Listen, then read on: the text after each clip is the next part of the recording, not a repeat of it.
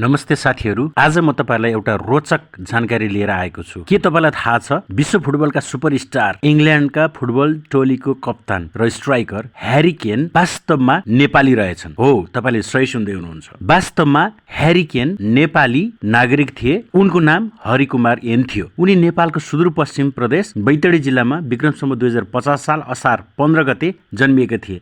उनका बुवा पदमबहादुर एन र आमा लक्ष्मीदेवी एनले छोरालाई राम्रो शिक्षा दिएर ठूलो मान्छे बनाउने सपना देख्नु भएको थियो। तर ह्यारी केन सानैदेखि फुटबल खेल्नमा एकदमै रुचि राख्थे र उनले मोजाको, भगटेको र विभिन्न सामग्रीको बल बनाएर खेल्थे र ढुङ्गालाई पनि उनले खोलासम्मै पुर्याउँथे। माध्यमिक शिक्षा पुरा गरिसकेपछि हरिकुमार एनलाई ठूलो मान्छे बनाउनको निम्ति उनका बुवा आमाले काठमाडौँमा +2 पढाए र त्यहाँबाट सिधै उनले ब्याचलर्समा इन्जिनियरिङ गराउनको लागि उनले बेलायत पठाए। तर ह्यारी केन चाहिँ फुटबल खेल्न चाहन्थे। यसै कारणले गर्दा लन्डन पुगेपछि पनि हरिकुमारले पढाइसँगै कलेजको फुटबल टोलीबाट खेल्न थाले। सुरुदेखि नै उनको खेल असाधारण थियो। उनी मैदानमा उत्रने बित्तिकै विपक्षी टोलीका डिफेन्डरहरू आतंकित हुन्थे। जहाँबाट प्रहार गरे पनि गोल हुन्थ्यो। दर्शकहरू अचम्मित हुन्थे, प्रशिक्षकहरू दङ्ग हुन्थे, फुटबल एजेन्टहरू उनको पछि लाग्न थाल्थे। तर उनको सानो एउटा समस्या थियो। बेलायती साथीहरूलाई हरिकुमार एन उच्चारण गर्न निकै गाह्रो पर्थ्यो। त्यसैले हरिकुमारले आफ्नो नाम हरिकुमार एन लामो नलेखेर हरि र कुमारको के मात्रै लेखेर एन पछाडि राख्न थाले। त्यस पछाडि उनले हरि के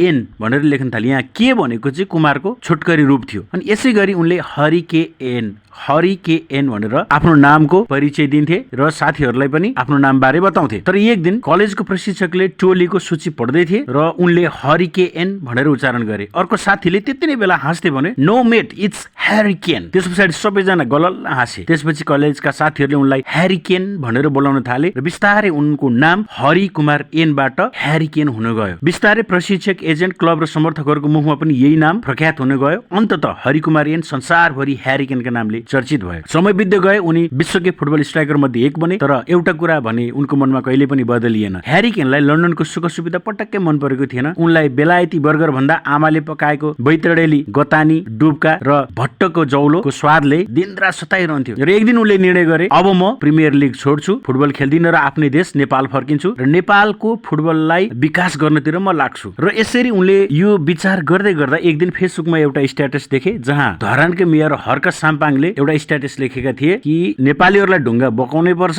श्रमदान नगरी यहाँ सुख पाइँदैन र डोजरको सट्टामा बेल्चा चलाउने हो र श्रम नगरी हुँदैन भनेर उनले स्ट्याटस गरेका थिए। र उनले भनेका थिए, यदि म सरकारमा गएँ भने सबलाई ढुङ्गा बकाउँछु। यो स्ट्याटस पढ्ने बित्तिकै हरि केन एकछिन स्तब्ध भए र उनले मनमा नै भने, हेत्तेरिका, नेपाल गएँ भने त फुटबल छोडेर दिनरात हर्क साम्पाङसँगै कोकाहा खोलामा ढुङ्गा बोक्नु पर्ने रहेछ। बरु यता बेलायतमा गोल हान्न सजिलो छ, नेपालमा ढुङ्गा बोक्न गाह्रो हुने रहेछ। र यदि म ढुङ्गा बोकिरहेँ र नेपालमा हर्क साम्पाङ जस्तै हिँड्यो भने हर्क साम्पाङ जस्तै यस्तै हालतमा हुन्छु भन्ने उनले सोचेर आफ्नो नेपाल आउने योजना रद्द गरे र उनको बैतडी फर्किने सपना पनि मनमै थन्कियो। र त्यसै दिनदेखि हरिकुमार एन बेलायतमै बस्न बाध्य भए र आज संसारले उनलाई नेपाली हरिकुमार एन भनेर होइन, विश्व फुटबलका महान स्ट्राइकर ह्यारी केन भनेर चिन्छ। साथीहरू, यहाँलाई यो खबर कस्तो लाग्यो कृपया कमेन्ट गर्नुहोला।